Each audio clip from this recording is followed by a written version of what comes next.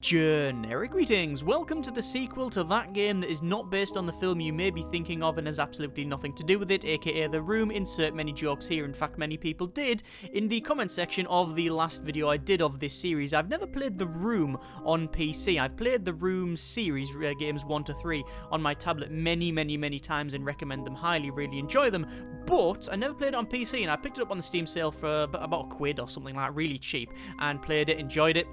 I did a video of it and there was like about 1,000 comments from people making Room jokes, which by all means keep them throwing. I'm sure the developers heard them all. Either way, this is now out, The Room 2. I have not played it other than the very first tutorial type thing. I just wanted to not do a speed run because I don't really think it's accurate calling it that, but I want to just bash through a couple of puzzles and see what this is like. So I've got a beverage here with me to keep me company. Today's beverage is sparkling water. It literally fizzy water, and that's all it is. I don't even know why I've got this thing.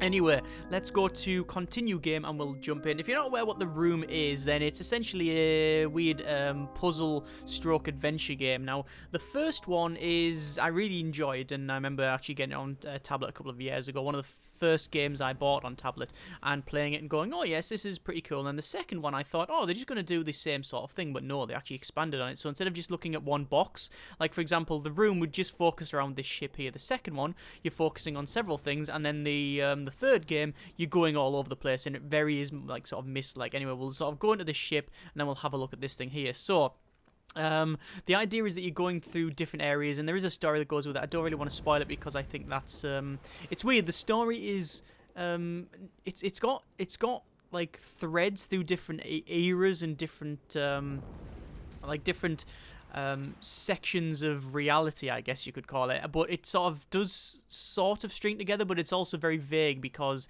I guess that's what got sort of Cthulhu and Lovecraftian influence, I guess, where it's like you can't really describe everything you're supposed to see or hear because you pretty much go insane. Anyway, what was this thing here? We didn't really look at it. So there is still no sign. My patient wears thin. Even as I scaled the foremast myself, fool's errand. The fog is so dense I can barely see my own deck from the crow's nest, let alone the Helena. I'm guessing that's the thing he's trying to chase. Regardless, I have had the gun deck run out the cannons in readiness. It's good to keep the men sharp. So it says we've got, what was it, the foremast, crow's nest, and cannons. So we go to the crow's nest over here. Hang on. Crow's nest up here, and then we can, what can we do? We can spin this round like so. Right, we've got like a little rope thing. Hang on then, if we just, can we spin the top and bottom? We can, so we need to find where the rope is. Oh no, we can spin the top and bottom, we just need to spin the other one the other way, and there we go, and then we get a key. A lot of people commented on the last video that a lot of these are like engineering nightmares. Like this would just not work. Like all of these things. And in the first game, yes, it was a lot of the puzzles were like TARDIS. You would never ever fit them in the places they were. But that was sort of the point. Let me just open this up, and then the back of the ship opens up and then flings it open. This is a very nice looking thing. Let's just move that over there. Well, then that'll glow, and then that should zoom back out, and then it'll light up another part of the room, which I believe is a chest. Yeah, we go, a nice little chest. Lovely. And sorted. So we'll zip down here, and we've got some sort of diary, and I want to skip out of that one. Like I say, I don't really want to spoil the story too much for you. Let's just go down here. What I'm looking for is these symbols. So that is bottom, so it's top right triangle, bottom left. So I think there's a reason why I need to know that. Is it, I think it's to do with a key or something. But anyway, let's just go in and click that one there. The strange shaped key, which we've got here. There you go. So, what else have we got? I can see the chests there as well. And we've done the cannons, we've done that, and we've done, it said, what was it? The foremast? Well, that's the, isn't that the foremast? Anyway. So, there must be something to do over here, and I think I will look in this corner here. And it looks like we can lift that up, and we get a strange cylinder. What is the cylinder? Well, we can lift these things up like so, and that then opens the bottom bit. Excellent. It does look much better on PC than it did in on the tablet, which is totally unsurprising. Let's just move them down here. Right, okay. So we know that the top right needs to be bottom left, which is that. Then this one is bottom top. So bottom area, but with a mark in the top, which is that. Now we could brute force the hell out of this As in, we can just keep turning this wheel until we get the right one. But I think it's probably best if I actually try and find the other thing, because sometimes you end up missing it. I think it's over here. I'm going to zoom back in here, and then over there. There we are. And then we can turn these round, because we need to do this. And then, oh, look at that. Very nice lighting. And then this opens this up, which we'll then get a key. And we can see that the top left is actually showing bottom right. So we go over here, and then it's top left showing bottom right, which means that should now fit in. It does. We turn that, and then the chest will go clunk, and then open up. Excellent. Right, this is good. So what have we got first? We've got a couple of these little like panels. Now, when you see them sort of shining, you can use your little eyepiece, and you can then zoom in and check them out. So this shows a couple of things. We know there's a sort of mechanism in there, and there's one over here as well. Hang on, over there. And we can actually turn these anywhere, which will then unlock one part of this, which is excellent because it means you can see there's like some sort of hole in there, and I guess that's where that's going to go. Yeah, it's got the same sort of cogs. There's one of the very, very smart things that is done in this is that when you go through the game, you'll see things like, oh, look at that, there's like a 6-sprocket cog. And you look on some of the items you've got, and that might be the same thing. Or they'll have the same reference somewhere else. So you can logically go through it without just brute forcing trying everything, which is very, very smart. So we'll press that one, and then it slides open this section, which we can then have a look through. And then we open them, and then that clicks that one open. Excellent. Let's just move over this one again. Can I not do anything here? Yeah, I can just turn it around. There we go. And then it opens that one. And then finally, we've got another switch over here. Pull it across, and then we'll open this. And then we can move these there. Then this will turn around, and then they'll, yeah, jump in there. And then that opens that up. Excellent. So which means we can then put that key in there. And then turn the chest, which unlocks that. And then, clump, opens up. Very, very nice. So we now have to steer a ship, I think. It didn't take long for us to track her down. We're headed north 2 miles, blah, blah, blah. So this is trying to navigate us. So 2 miles north, 2 miles west, so 2, 2, 3 south. Okay, so what we need to do is we go over here. 1, 2, 1, 2, 1, 2, 3. Go! And then that navigates us round. If we don't do that right, then we will almost certainly fail. So that goes over. Excellent. And what have we got here? So, 4 miles west, and soon sighted the mast 4 miles north. So it's 4 west, 4 north, 2 west. Okay, we can do that. And that's a bit problematic because there is no hole in here, which means I'm probably going to have to do something with this key. And I'm guessing it's just one of these. Yeah, it's just one of these sliding puzzles. By the way, you can, in the options menu, turn off the... hang on, have I messed this up already? I think I might have messed this up already. I need to... Oh, no, we can move these around. This is fine. You can turn off the hints. You do get hints in the game, so if you get stuck, it will then pop up something... Is it that button there? No, I think it's the top left. That one is... Yeah, that's just the pause button. It shows at the top left, but I've turned them off. Mainly because I like the challenge. Surprisingly to me, I like the challenge of having to work this thing out. And normally, I have a sort of love-hate relationship with puzzle games because I do enjoy them, but I just get very frustrated because I'm genuinely not that smart and can't really work them out a lot of the time. So...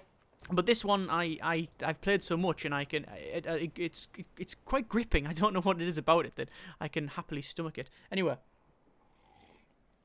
we have her now. The fog lifted shortly before noon, and there she was 6 miles to the south. But it's weird. You can see it's like it's got a shimmer. So if I put this on, right, and we can actually steer the ship. So which way do you want to go? Well, I'm going to turn to starboard, and see what we can do. No, come on. It's weird because I'm dragging that way, but it's turning the wheel that way. That's really, really strange. Either way, we're sort of doing a little weird sort of piloting of the ship, and then we need to make sure that the rudder straightens out. Come on, and then straighten out a bit more, and that'll be about right. Little flash to say something's happened. Close that. Don't actually know what's happened. Aha! More bits have opened up. Excellent. So 1, 2, 3, 4, 5, 6. 1, 2, 1. Go. And then we will navigate, and then that will drop inside that little slot, and then something will open up, which is a painted figurehead. Ah! Oh, yeah, that's slammed shut. Okay, fine. Yeah, I guess we don't need access to that anymore. Hope just getting your hand stuck in that. I can't do any more puzzles, but that's the least of my problems.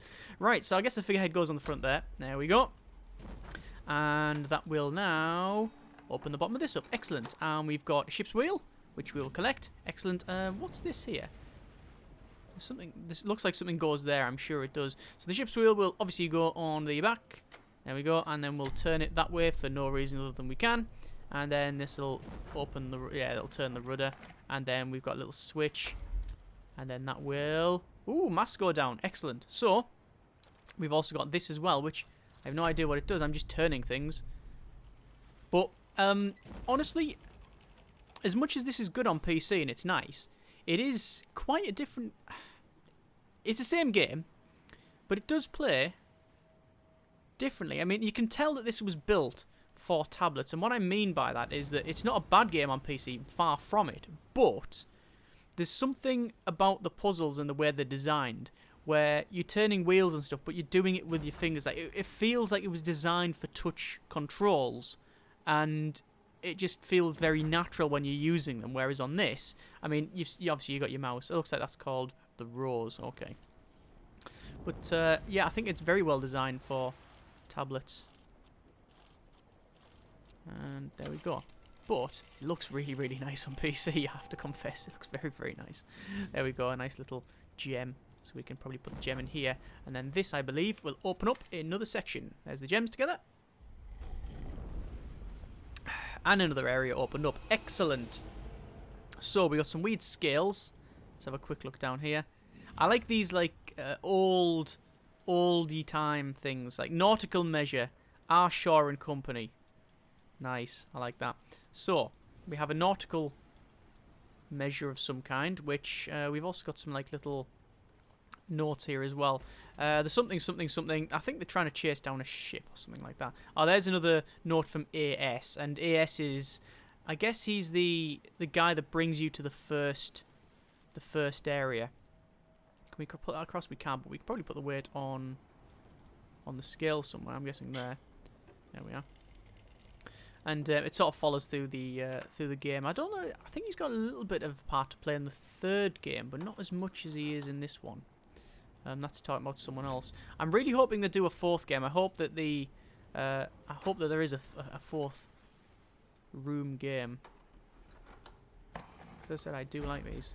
There we go. A nice another weight there. We'll pick up this other small disc. So the weight we can see is just another nautical weight. So it should be a square one. Which can go there, I'm guessing. Yes. And that will then balance out that one. Excellent. And then open up this section, which I'm guessing we can zoom in. And then now we will then do all this. Yeah, so we can start dragging all these parts in. And there we are. That then opens up that. And then that fires up. Excellent. So, bit of a different one here. That weight doesn't look like anything that's on here. But I believe we can rotate that round, yes, and then that opens up. That wouldn't work. I don't know what the logic of that is. It just breaks. It just breaks everything. There's something about it when it's like, hang on, they just wouldn't fit in there. They just wouldn't register anywhere. We need to do some. There's something here. There's like a little markings here that we need to rotate, and I'm guessing rotating like that will do something. I think it's on the side of the box somewhere. Is it on this side? Yes, it is. This one here. Look, and then we open up that. And we get another coin. Excellent. You really do have to look around. You can't just like sort of wait and do nothing. Speaking of wait, let me just shove that on there. You can't just like stare at the same thing and go, huh?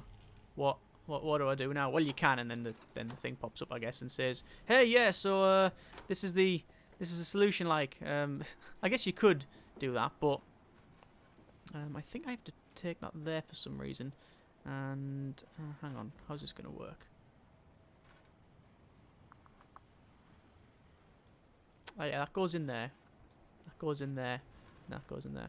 Yeah, you can. I guess you can be lazy, but it's not really what it's about. That's why I turn the hints off. Although they are useful because they don't pop up as much as you. They don't pop up every 30 seconds. They will give you time, and also the way the hints work is that they will pop up and they will say things like, "Oh well, yes, have you tried? It looks like there's a keyhole or something like that, like a very vague one. It might put you on the right track." And then the next one will be something along the lines of, "There's a keyhole near the shelf on the desk," and you go, "Okay, fine, yeah." So you go there and you do that. I don't know how you get a keyhole on the shelf on a desk. Why would you have a shelf on a desk with a key? Anyway, it's the room. Anything can happen. But yes, you do that, and then the next one will be something like, "Go over here and do this, you knob," basically. Like, you are a proper lazy, or you've ballsed it up. You can't do it. Speaking of that, I actually don't know where to go now. Thinking of that. So we've got this other piece open. So, where is the other piece? You see, we're in here. Oh, hang on. There's something like that. Definitely good. Yeah, that goes round. There we go. You see, just look for little marks and things where it looks like they might turn and register in other places. So, this is going to be a bit difficult. That needs to go in there. That needs to rotate round and go in there, because I then need to put it into... Oh, hang on. I've definitely messed this up. So that goes in there. That needs to go across to that side. That needs to go in there. Then we need to put that in the back, which then turns and then registers in that one there, and then that one goes inside there. Job done. Excellent. And we get another weight. Thunk, another weight. Alright, and I think we just click on that, and then there's just another piece to turn, like so, and then that opens up that. And we've also got a small one as well. Look at that, the handle comes off to be an extra weight. So we'll put that there. Hang on, we have to zoom into this, and then into there. So that seems to be working, and then we'll go over here, drop the weight down there, bosh. So there's them two all registered and connected. That sort of slams shut. They go down, that moves across, and we get an anchor. And there's another box opening up there. We get an anchor and some sort of coil. So we'll pick up that coil. It's a metal clock spring, and we get an anchor. Right, so what I'll do, I'll zoom out and I'll go over to here, because I know that on this side we can put an anchor there, and then it drops down because it's an anchor. It weighs things and then goes down. Weighs things. That's a technical nautical description. That a metal star. Where will a metal star go? I don't know, but let's have a look at this box. We haven't really looked around here. There you go. That looks yeah, it's full of waves and stuff. Yeah, it's waves outside, lots of timber, lots of lighting. Excellent. Where I live, there's actually a really old ship as well on the marina, and yeah, it's sort of like this. Let's just turn this round, and we will connect that up there. Right, and we'll open that up, and then what I need to do is zoom in. Right, hang on, let's open this up. Let's have a quick look around. Right. What the hell do we do? So there's a keyhole up here. Yes, there is. Any other thing I can see? Ah, there's a sort of slidey bit here. So we'll slide that across. That's going to open up this corner. We now have a winding key. Excellent. That is most good. Really does nothing to me. That is also some sort of... Yep, that definitely moves that cog over.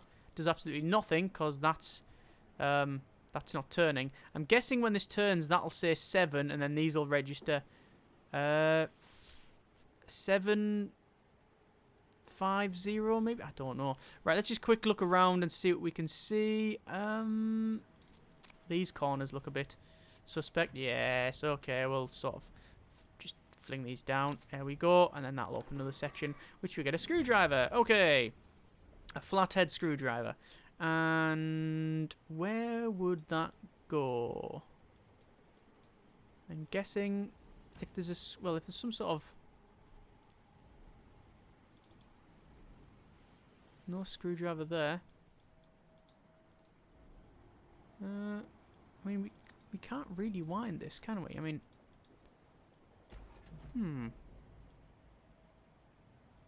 There might be a way. There has to be a way to turn that round.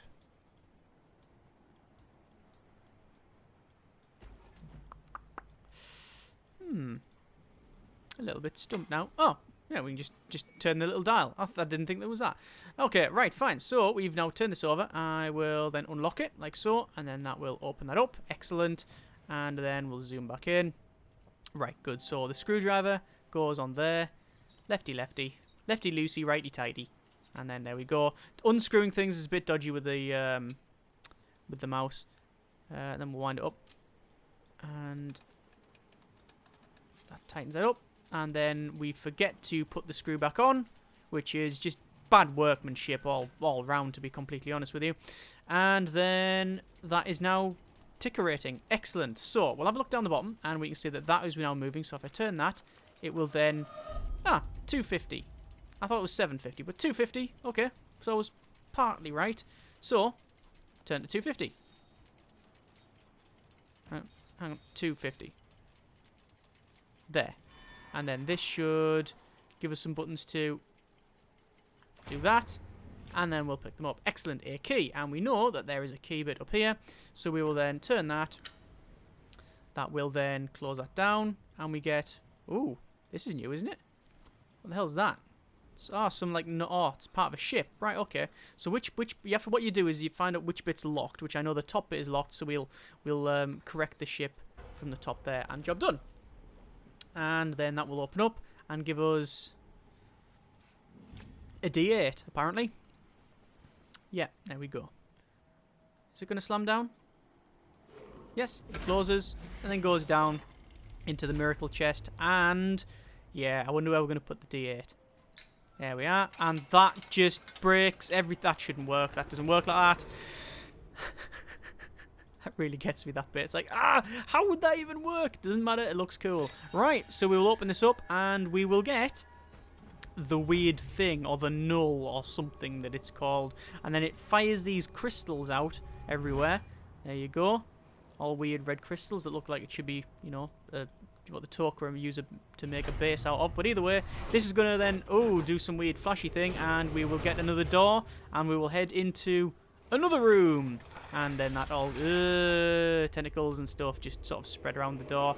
And we will go into the Aztec room, because it's pretty much like it's pretty much like the Crystal Maze, which would be cool. That'll be fantastic. You've successfully navigated the secrets of the ship, yet this grim ordeal will become increasingly challenging. That is one of the rooms in the room 2. There are let's have a think. Aztec, Seance room, weird other one, something I can't remember. There's some more, right? And they're all pretty much the same sort of thing, but they're all interesting. At least I find that they are. And like I said, I've completed them several times on tablet, and I am gonna continue going through this one here. Either way, if you want to check this out, then links are in the description so you can check it out yourself. As always, hope you enjoyed the video. Thanks very much for watching. Take care, and generic partings.